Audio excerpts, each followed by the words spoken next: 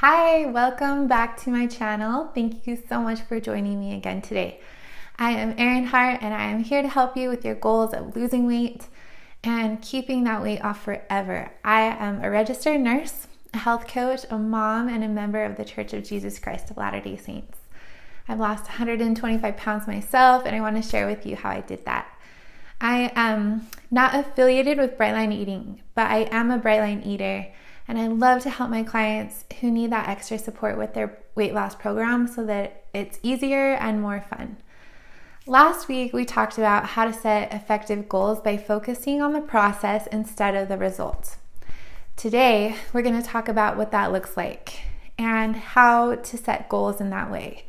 It really all starts with habit stacks. Habit stacks are an amazing tool that will help you to achieve extraordinary things in your life. And when it comes to weight loss, developing and consistently implementing certain habits are what are going to help you to change your identity, to become that person that you want to be, and to achieve long-term success with keeping the weight off forever. In the book Atomic Habits by James Clear, and also echoed in the new book Resume by Susan Peirce Thompson, they talk about the importance of identity when it comes to sustained behavior change. There are 3 layers of behavior change. At the center is identity. In the middle is the process, and on the outside are outcomes. It looks like a bullseye. Many people set goals to lose weight based off of outcomes, wanting to lose so much weight or to look good in a swimming suit for the summer or to get off of their medications, for example. The problem with that is that when you reach your goal, you haven't adopted that new identity.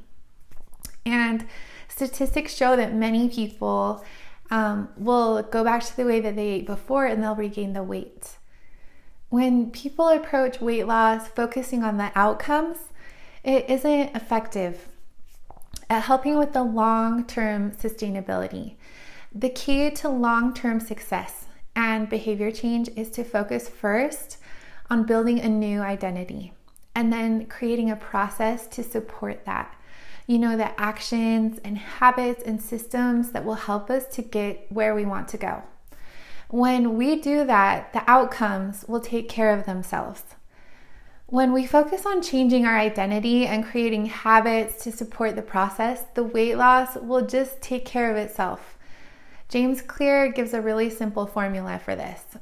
You need to first decide the type of person that you want to become.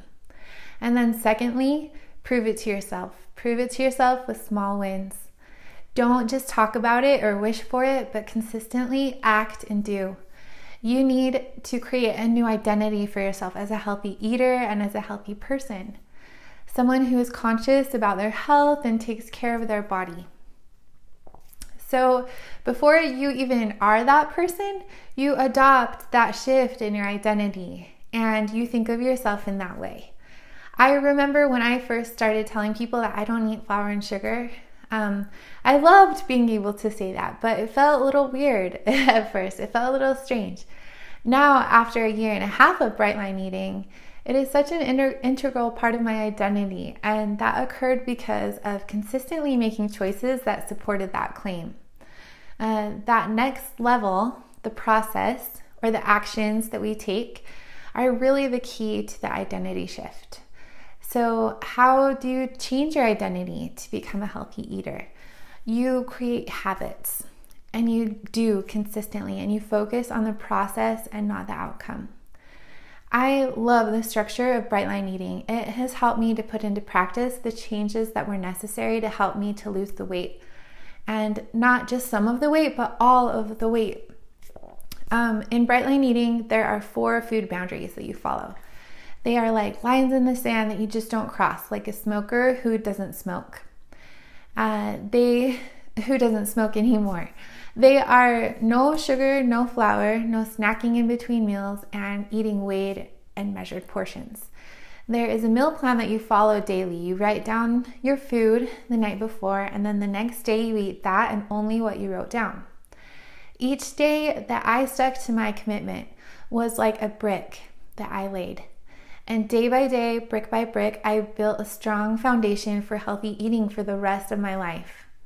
Eating in this way has become really a part of my identity, and it's changed me. Implementing new habits takes a lot of willpower. I had to white knuckle it many days just to stick to the plan in the beginning. But after a couple of weeks, after the sugar and flour were out of my system, it started to feel easy. And I started to develop automaticity. And it didn't take so much willpower to stick to the plan. So I started creating new habits to support me in sticking with my plan. Some of the habits that helped me to and supported me in becoming a Brightline eater were prayer, scripture study, journaling, writing down my food the night before, and my gratitude. Recently, I've created a habit of meditation and exercising regularly. And I didn't start doing everything at once. I started with just following the plan and writing down my food the night before, and then the next day eating that and only that. Implementing all of these changes at once can really seem overwhelming. So just start with the basics. As you continually keep the promises that you make to yourself, you build confidence and you prove to yourself with those small wins who you are and who you are becoming. When one habit becomes automatic, you add in another and then another. And one at a time, all the while maintaining your 4 bright lines no matter what. The other habits are secondary to those. So exercising is not a bright line for me, either is journaling or prayer, but no matter what, I try to stick with my bright lines. The other habits, they help to support me and they help to strengthen me, and they help me to stay on my plan. Habits and creating routines are the keys to success. A good way to develop a new habit is to pair it with something that you're already doing, or to do it at the same time each day. With the morning and evening routines. This is called a habit stack. For myself and for my clients, I recommend creating routines and rituals that you do consistently every day. My habit stacks include waking up at 6 a.m. to make my bed. I drink 40 ounces of water first thing, and I start a load of laundry. I then pray, meditate, journal, and listen to my scriptures while I exercise for 30 minutes each morning. And then I get ready for the day and get the kids off to school, and I try to do it the same way each day. This is a habit stack. At night, after dinner, I write down my food for the next day, and I write in my journal and my gratitude journal, my 5-year journal, and then I end the night with prayer. And these habit stacks help to strengthen me and help me to stick to my plan every day. They help me to stick to my program. And this is the process that I used to lose 125 pounds. It was just one meal at a time, one day at a time, focusing on the process, because we really can't control the outcomes. We can only control our actions and what we do every day. In the new book, Resume, Susan Peirce Thompson has a really great quote that I love in there. So she says that as you build these habit stacks of actions, I want you to consider that the more you do them the same way every day, the more you will be investing in a free tomorrow. You don't need motivation to be successful. You just need the self-discipline to do one thing and then to do the next right thing. And the more you do it, the easier it becomes. I had someone tell me once, they said, oh, you think you need to be motivated to do this? No, you don't. You just do it. You just do it no matter what. And even when you don't feel like doing it, you do it.